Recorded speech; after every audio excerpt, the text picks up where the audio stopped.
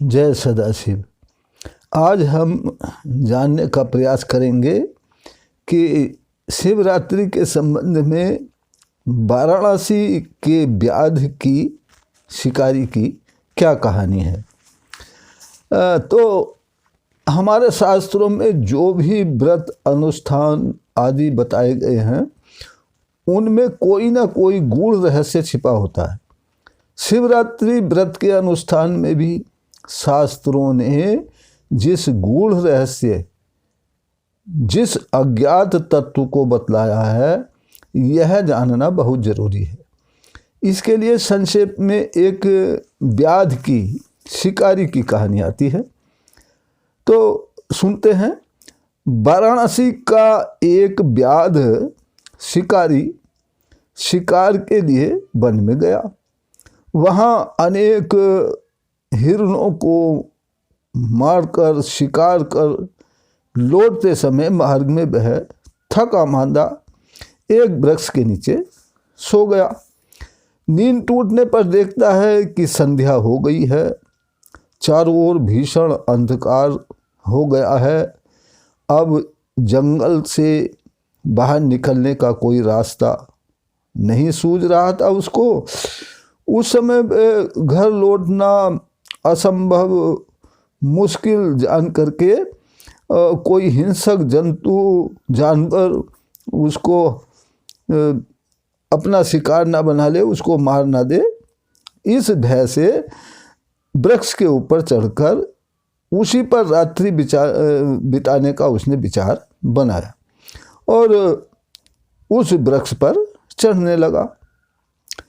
उस दिन भाग्यवश उसके भाग्य से शिवरात्रि थी, चतुर्दशी की रात्रि थी और वह वृक्ष जिस पर वह बैठा था बेल का वृक्ष था। ये भाग्य की बात हुई। तथा उसकी जड़ में एक अति प्राचीन शिवलिंग था, जबकि यह व्याध को पता नहीं था। व्याध शिकार के लिए बड़े सवेरे से घर से बाहर निकल पड़ा था, इसलिए सवेरे से शाम तक वह भूखा था और उसको अनायासी उसका व्रत भी पूर्ण हो गया था। इस अद्भुत संयोग से बसंत की रात्रि थी और ओस की बूंदों से भीगा हुआ एक बेल का पत्ता, बिल्व पत्र व्याध के वृक्ष पर चढ़ते समय उसके शरीर से लगकर और टूटकर शिवजी की उस लिंगमयी मूर्ति पर जा गिरा। इससे आशुतोष महादेव प्रसन्न हो गए, क्योंकि शिवरात्रि की मध्य रात्रि थी।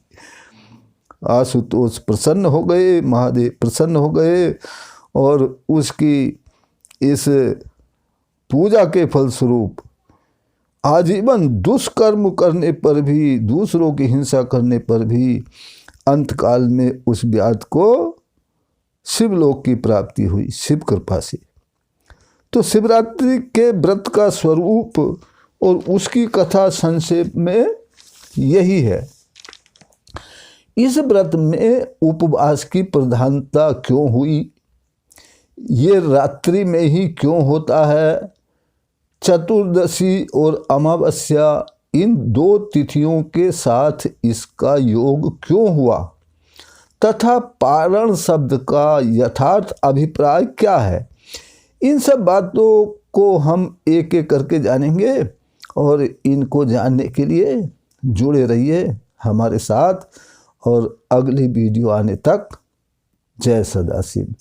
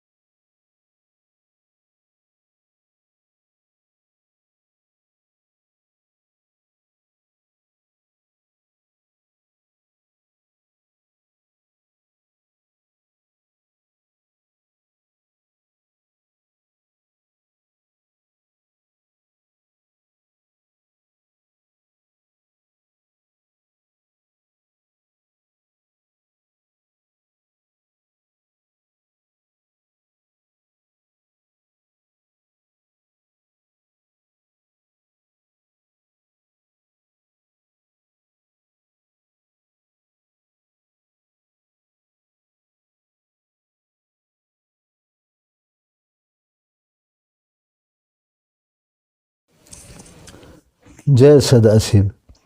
आज हम जानने का प्रयास करेंगे कि शिवरात्रि के संबंध में वाराणसी के व्याध की शिकारी की क्या कहानी है।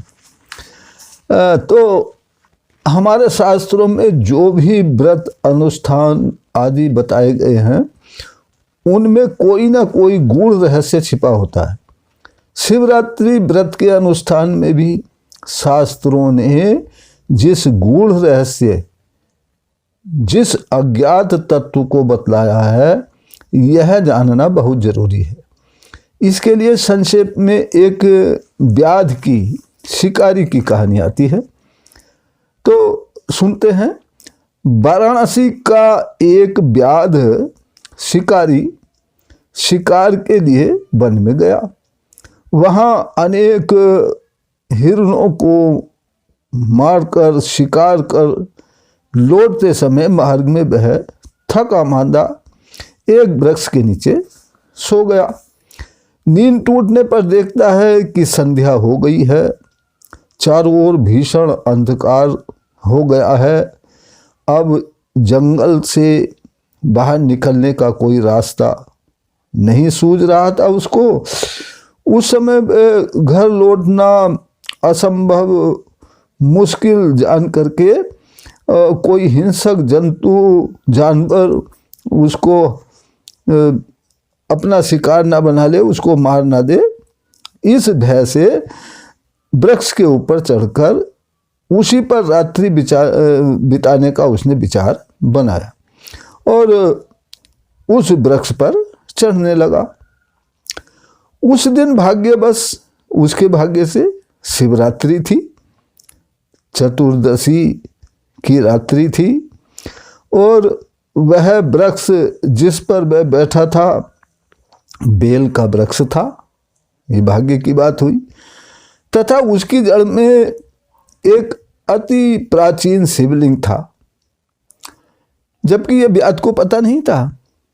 व्याध शिकार के लिए बड़े सवेरे से घर से बाहर निकल पड़ा था, इसलिए सवेरे से शाम तक वह भूखा था और उसको अनायासी उसका व्रत भी पूर्ण हो गया था। इस अद्भुत संयोग से महादेव आशुतोष होने के कारण बसंत की रात्रि थी और ओस की बूंदों से भीगा हुआ एक बेल का पत्ता, बिल्व पत्र व्याध के वृक्ष पर चढ़ते समय उसके शरीर से लगकर और टूटकर शिवजी की उस लिंगमयी मूर्ति पर जा गिरा। इससे आशुतोष महादेव प्रसन्न हो गए, क्योंकि शिवरात्रि की मध्य रात्रि थी।